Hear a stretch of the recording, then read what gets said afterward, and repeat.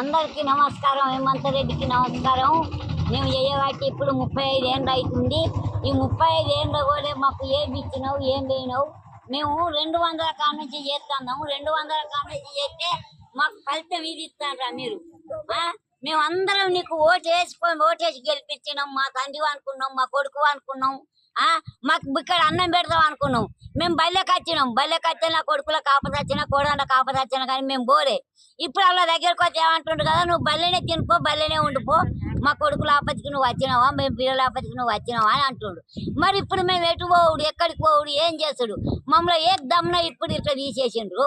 ఏ దమ్మున 2 నెలల ముందు 3 నెలల ముందు అన్న మాకు చెప్పలేదు. మా ఆడసలకు ఇస్తామని మీరు అంటలేరు. మేము ఏ దమ్మున తీసేసి పిడాక మమ్మల్ని తీసేసిండ్రు. తీసేసినందుకు మాకు ఫలితం ఏమున్నది? మాకేమి ఇస్తాండ్రు మీరు? మేము ఇన్నేళ్ళు కూడా చేస్తే మేము 200%